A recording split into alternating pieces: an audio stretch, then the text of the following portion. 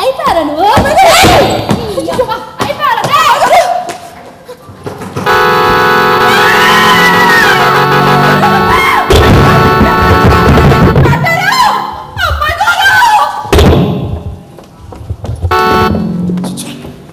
ఎంత అవమానం! తల్లి లేని పిల్లగా దాన్ని గారాబంగా పెంచినందుకు చుక్కలు చూపిస్తుంది. అయినా ఆడపిల్లండి ఇలా చేస్తుందండి. స్క్వాడ్ర మీద నుంచి కింద పడి దెబ్బలు తినడానికి ఆడపిల్ల అయితే ఏంటి, మగాడైతే అది మామూలుగా చేసిందండి. కాస్త పుచ్చుకుని ఉంది అంతేగా. మాట తప్పే మగవాడిని, మందు తాగే ఆడదాన్ని సమాజం మనిషిగా చూడదండి. అయినా సమయానికి మీరుండి హాస్పిటల్కి తీసుకెళ్లారు కాబట్టి సరిపోయింది. లేకపోతే 108కి ఫోన్ చేసేవాడు. చూడండి మాస్టారు, ఈ తరం కుర్రకారంతా ఇంతే, ఏమి సీరియస్ గా తీసుకోరు. నచ్చలా. ఇప్పుడు సముద్రంలో అలా తీరం చేరి మళ్ళా వెనక్కి వెళ్ళినట్టుగా జీవితంలో కోరింది పొందాం అనుకునేసరికి చేజారిపోతుంది. కోరింది పొందడానికి సహనం కావాలి. బట్ బ్యాడ్ లక్ ఏంటంటే ఈనాటి యువతలో సహనం లేక సమస్యలు కొని తెచ్చుకుంటున్నారు.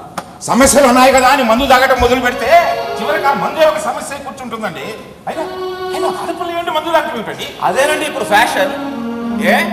ఆఫీసులో కష్టపడి పనిచేసి అలసిపోయా ఉంటే మగాళ్ళు మందు కొట్టడంలా? మగాళ్ళు మనమే కొడుతుంటే ఆడవాళ్ళం మేమే తక్కువ అని వాళ్ళు తాగుతున్నారు. డబ్బండి డబ్బు డబ్బు వేలకు వేలు సంపాదిస్తున్నారు. సంపాదించింది ఖర్చు పెట్టడానికి కొత్త కొత్త మార్గాలు వెతుక్కుంటున్నారు. నచ్చరా? వేగం పెరిగింది, ఆలోచనలు మారిపోతున్నాయి. ఇప్పుడు పెళ్లి వద్దనుకుంది, ధైర్యంగా కీర్తి తన మనసుకు నచ్చిన మార్గాన్ని ఎన్నుకుంది. వయసులో ఉన్నప్పుడు మనసుకు అన్ని బాగానే నచ్చుతాయండి. కానీ మనసుకు వయసు పెరిగే కొద్దీ భ్రమలు తొలగిపోతాయి, వాస్తవాలు తెలుస్తాయి. మీకేం తెలుసండి? దానిలో నా తల్లిని చెల్లిని చూసుకున్నానండి. అపురూపంగా పెంచాను. అలాంటిది అది నా పెంపకంలో ఎలా తయారైందంటే రేపు నలుగురు ముందు నేను తలెత్తుకుని ఎలా తిరగాలండి. చూడండి మాస్టారు, డబ్బు పోతే మళ్ళీ సంపాదించుకోవచ్చండి, ఆరోగ్యం పోతే నయం చేసుకోవచ్చు. కానీ క్యారెక్టర్ పోతే జీవితం అయిపోతుందండి. ఎంత ఖర్చు పెట్టినా తిరిగి రాదు. అనుభవంతో చెప్తున్నాను. అనుభవం. గతంలో చేసిన తప్పులకు ప్రతివాడు పెట్టుకునే అందమైన ముద్దు పేరు అనుభవం. నచ్చలా? నాకు నచ్చలా, అస్సలు నచ్చలా.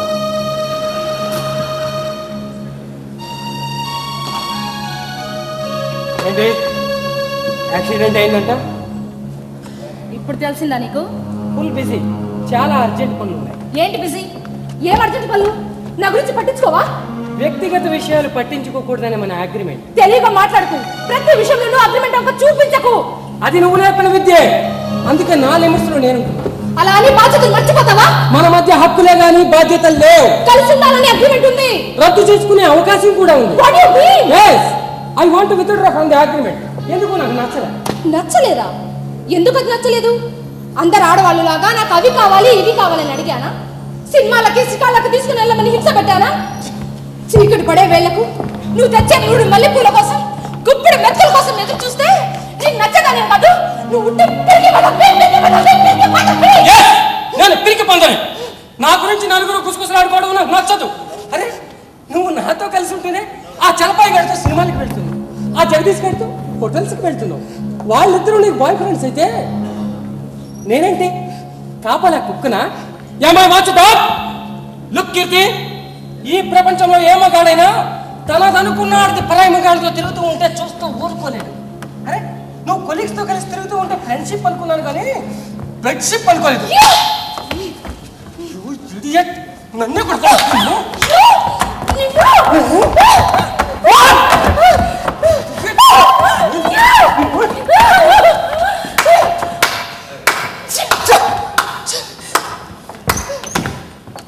లివింగ్ టుగెదర్ అంటే ఎలా ఉంటుందో ఫస్ట్ టైం లైవ్ లో చూస్తున్నాను. ఏమా, దీన్ని లివింగ్ టుగెదర్ అంటారా, ఫైటింగ్ టుగెదర్ అంటారా? పోనీ నువ్వునే చెప్పవా? అది కాదు సార్, పెద్దవారు మీరేనా చెప్పండి. పెళ్లికి పనికిరాని పెద్దరికం పంచాయతీకి పనికొచ్చిందన్నమాట. అసలు అసలు తను నాకు భార్య, అసలు ఏమవుతుంది సార్? శారీరక సంబంధాల గురించి తప్ప మానసిక సంబంధాల గురించి మీకు ఏం తెలుసయ్యా? అయినా అనుమానం రావాల్సింది ఇప్పుడు కాదు, క్లబ్బుల్లోనూ పబ్బుల్లోనూ కలిసి తిరిగేటప్పుడు రావాలి. ఇలాంటి ఫిట్టింగ్ ఉంటాయని ఎవడు అనుకున్నాడండి? అయినా ఇలాంటి బరితికించిన ఆడవాళ్ళు కంపెనీకి పనికొస్తారు కానీ కాపురానికి పనికిరారు. సాంప్రదాయం నమ్ముకున్న ఆడవాళ్ళు అయితేనే బెటర్. అవునవును, మగవాడికి టెన్షన్ ఉండదు.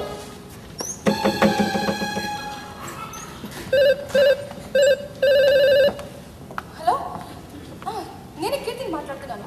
చెప్పండి డాక్టర్. No problem. ఇది లీగలైజర్ కాబట్టి ప్రాబ్లం లేదు కదా. ఓకే, మీ వల్ల కదండి చెప్పండి, నేను వేరే డాక్టర్తో మాట్లాడతాను. ఓకే. ఏంటి ప్రాబ్లం? నీకు అనవసరం. నాకు అవసరం.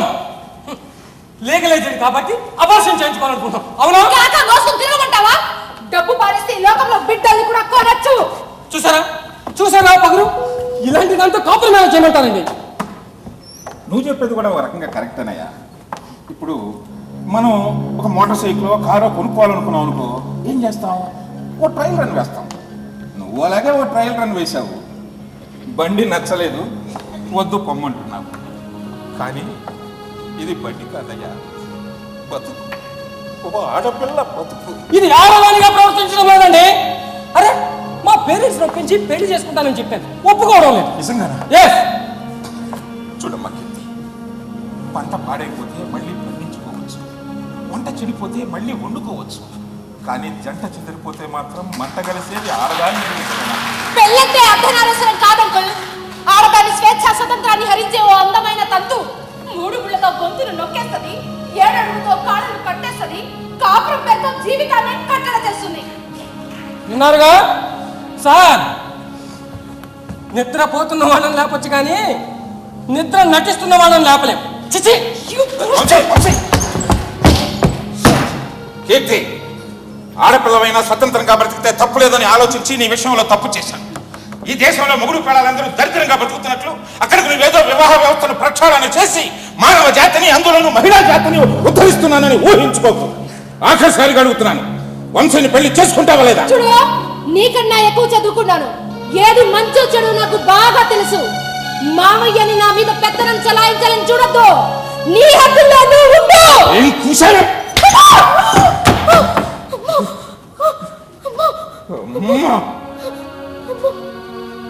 అమ్మ లేదనే, అనాథవి కాకూడదనే గుడ్డుగా ఉన్న నిన్ను ఈ చేతుల్లోకి తీసుకున్నారు. ఈ చేతులతో నడక నేర్పాను, నడత నేర్పాను. ఈ చేతులతో అన్నం తినిపించాను, అక్షరాలు దిద్దించాను. నువ్వు చదువులో ఒక్కొక్క మెట్ట ఎదుగుతుంటే అది చూసి నిన్ను అందరూ అభినందిస్తుంటే ఈ చేతులతోనే చప్పట్లు కొట్టాను. ఈ చేతులతోనే నిన్ను కొట్టాల్సి వస్తుందని ఏనాడు అనుకోలేదమ్మా. చూడమ్మా, మేనమామ అంటే తల్లి తర్వాత తల్లి లాంటి వాడు. తల్లిలా నిన్ను మందలించి మంచి మార్గంలో పెట్టాలనుకున్నానే కానీ నీ మీద పెత్తన చలాయించాలని కాదమ్మా. మంచి చెప్పిన మహానుభావుల్ని ప్రపంచంలో చంపేశారండి. యేసుక్రీస్తును సులువేశారు, గాంధీ మహాత్ముడిని కాల్చేశారు, శబ్దహాష్మిని నడిబజార్లో అడ్డంగా నరికేశారు. అంచేత మంచి చెప్పే ముందు కాస్త వెనక ముందు ఆలోచించుకోవడం మంచిదండి. గురుగారు, మీకు మరో విషయం చెప్పాలి. ఇంటికి దీపం ఇల్లాలే అన్నారు కదా, ఇల్లాలే లేని ఇంటికి దీపం ఎందుకని ఆర్పేశారండి. మా ఇంట్లో దీపాన్ని ఆర్పి పారేశారు. అదేంటండి ఇలా లేకపోవటం ఏంటి? మీ భార్య పుట్టింటికి వెళ్ళిందని చెప్పారు కదా. చెప్పానా? నమ్మేశారా? చూడండి గురుగారు, నేను ఎక్కువగా అబద్ధాలు చెప్తుంటాను, ఇట్స్ మై హాబీ. బట్ ఇప్పుడు ఒక్క నిజాన్ని చెప్తాను. మా ఊళ్ళో నేను మంచి డిసిప్లిన్ టీచర్నని శాంతి ఇష్టపడి పెళ్లి చేసుకోమని అడిగింది. వేలాది మంది అతిథుల సమక్షంలో మా ఊరు సాక్షిగా మా పెళ్లి ఘనంగా జరిగింది. ఈ ప్రపంచంలో నీకు ఏమంటే ఇష్టమని ఫస్ట్ నైట్ నా భార్యని అడిగాను. తనకు చదువు అంటే ఇష్టమంది. బాగా చదివించాను. ఇంటర్ పాస్ అయింది, ఇంజనీరింగ్ పాస్ అయింది, క్యాంపస్ సెలక్షన్స్లో బెంగళూరులో పెద్ద ఐటీ కంపెనీలో మంచి జాబ్ కూడా వచ్చింది. తర్వాత ఏంటంటే తీరా పోస్టింగ్ వచ్చేసరికి మిమ్మల్ని విడిచిపెట్టి నేను వెళ్ళలేనండి అంది. తప్పు. ఆడవాళ్ళు వంటింటి కుందేలా బతకూడదు. ఆడవాళ్ళు కూడా బాగా చదువుకోవాలి, ఆర్థికంగా ఎదగాలి. ఇన్ కేసు కర్మగాలి చదువుకో, ఆ ఉద్యోగం నీకు పిల్లలకి ఉపయోగపడుతుందని ఎంకరేజ్ చేసి బెంగళూరు పంపాను. వెళ్ళింది. కాలచక్రం ఆనందంగా పరిగెత్తింది. ఓ దీపావళి రోజున బెంగళూరు నుంచి రావాల్సిన నా భార్య కోసం ఎదురు చూశాను. నా భార్య శవం వచ్చింది. నా భార్య శవం వచ్చింది. తన కొలీగ్స్ చెప్పారు, విదేశీ సంస్కృతికి అలవాటు పడ్డ తన రూమ్మేట్స్ తనకంటే వాళ్ళు ఎందులో గొప్పని వాళ్ళలాగే సిగరెట్లు కాల్చడం, పబ్బులకి వెళ్ళి మందు కొట్టడం, డ్రగ్స్ డ్రగ్స్ డ్రగ్స్. నచ్చలా. శాంతి వాళ్ళ తెలివితేటల్ని, వాళ్ళ విజ్ఞానాన్ని డామినేట్ చేస్తే బాగుండేదండి. బట్ బ్యాడ్ లక్ ఏంటంటే వాళ్ళ విష సంస్కృతిని డామినేట్ చేసి పోయే లోకాలకు వెళ్ళిపోయింది.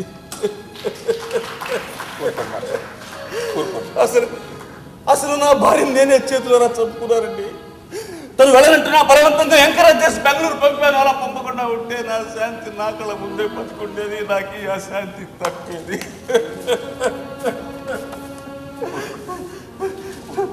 ఒంటరి కండి, ఎవరు ఇల్లు అద్దెకివ్వదని భార్య పుట్టింటికి వెళ్ళిందని చెప్తుంటాను. కానీ పుట్టింటికి వెళ్ళలేదండి, ఆ పుట్టించిన వాడి దగ్గరికి వెళ్ళింది. మాస్టారు, అందరూ నన్ను పిచ్చివాడు అంటారు. నేను పిచ్చివాడి కాదండి, పెళ్ళాం పోయిన వాడిని. పెళ్ళాం పోయిన వాడిని.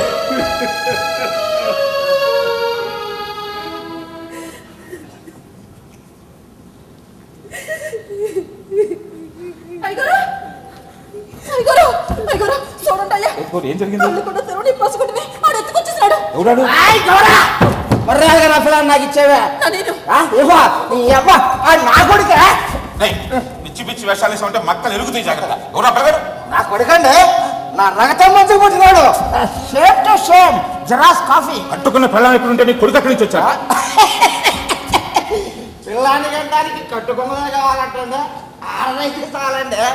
మా ఊళ్ళో నాకు సెటప్ ఉంది కదండి. ఆయన ఆయుషం తెలిసేగా మీరు నా గౌరీని నాకు దూరం చేశారు. గౌరీ దూరంగా ఉంటేనన్నా బాగుపడి చేస్తావు అనుకున్నాను, ఇలా బరి తగ్గిస్తావు అనుకోలేదు. హరిగారు, ఆడి బుద్ధి కుక్క తాకనాడదయ్యా. తన్ని మార్చడం అభ్యమతరం కూడా కాదు. చెప్పరా, ఆ పిల్లగాడి తల్లిదా? ఆసుపత్రిలో కానీ చచ్చిపోయిందండి. తల్లి పిల్లాడు కట్టబడి పోతాడని అమ్మకానికి పెట్టా. అదిగో అమ్మాయి గారు కావాలంటే తేలిపోతున్నాం. నేనేదో కొంత ఘోరమైన పాపం చేసినట్టు అదేమో తగ్గి ఇది అయిపోతుంది. నోటికి ఇది వచ్చినట్టు బాగా ఉంటే నాలుగు పోషేస్తాను. జాగ్రత్త. కీర్తి కాపెట్టుతో పనేట్రా. నిజమంటే అమ్మ తోడు. అమ్మాయి గారి తాళి కొట్టు లేకుండానే మొగుడు వచ్చేసినట్టు ఇది లేకుండానే పిల్లాడు చేయాలంట. అయినా అమ్మాయి గారి 9 నెలలు మోయటానికి కంటానికి తీరకాడుందండి. కీర్తి, వాడి చూస్తుంది నిజమేనా? చెప్పమ్మా, చెప్పు. చెప్పు.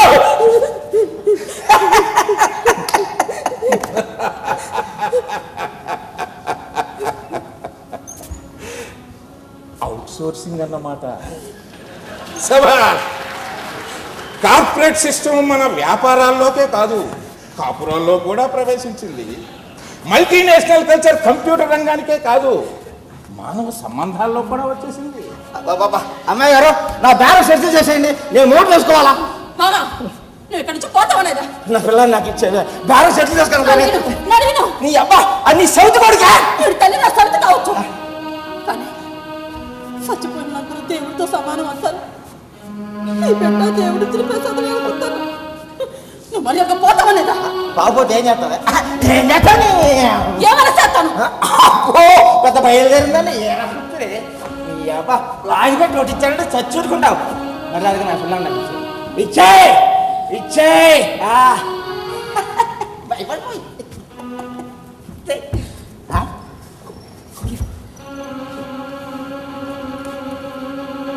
నువ్వు మగాడివైతే బిడ్డ మిస్ అయ్యాయి. అసలు పొటకే మగవాడిని సాధ్యమే. మళ్ళీ ఏరే రుజువులు సాధ్యకాలు ఎందుకే? ఆ బిడ్డ మీద సిగ్గి పడిందో నీ తలకాయ పుచ్చకాయ నాగా పగిలిపోతుంది. మగుడు చంపదారు నీకానే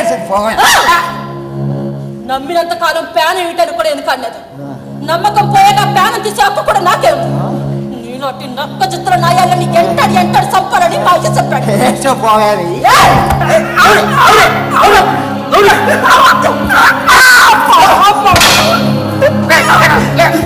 అదేంది మగుడిని కూడా పుసుకుని పడి చేసావు. ఎంత బరితెగించావే? అవునులే, ఆడాళ్ళు బరితెగించే రోజులు వస్తాయని నేను తమ్ముడు గారు ఏనాడో చెప్పావు.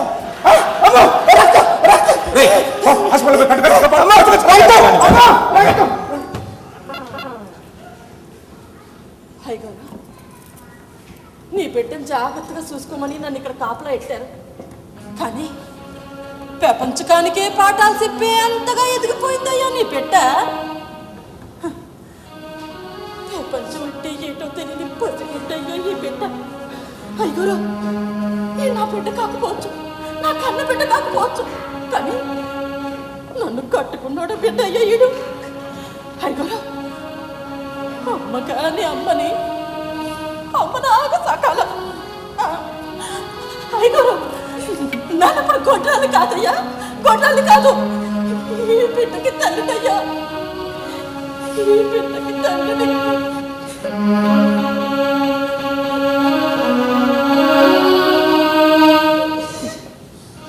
చూసావా, బిడ్డ కోసం ఓ తల్లి పడుతున్న ఆరాటాన్ని గమనించావా? అమ్మ అంటే అవసరానికి మనిషికి జన్మనిచ్చే ప్రాణం ఉన్న బొమ్మ కాదమ్మా. అమ్మ అంటే అంటే అనురాగపు ఆయుష్ని, మా అంటే మమకారపు రక్తమాంసాల్ని పంచి ఇచ్చే దేవతమ్మ అమ్మంటే.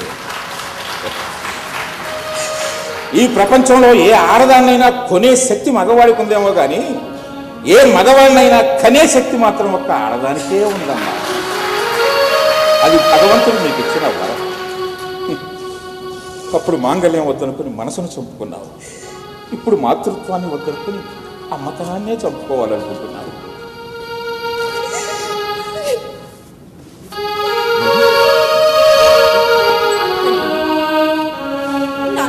వెళ్ళిపోతానయ్యా. అడవిలో ఉన్న అంతత్తుల్లో ఉన్న ఆడదాని బాధలన్నీ ఒక్కటే. కాకపోతే మా ముతక మనుషులం కాబట్టి గుండెలు బాదుకుని ఎడుతాం, పట్టపోలు పంటి మిగులు ఎడుతారు, అంతే తేడా. వస్తానయ్యా.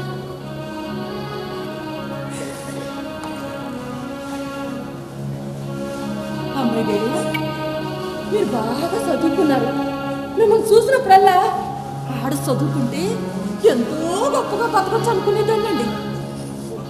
మరి ఎందుకమ్మా కోరెట్ట కట్టాలు తెచ్చుకుంటారు? సొన్నం గానుగ దగ్గర తిరిగింది దొన్నపోతూ పగలంతా తిరిగి తిరిగి తిరిగి తిరిగి ఎంతో దూరం ప్రయాణం చేశాను అనుకుంటుందట.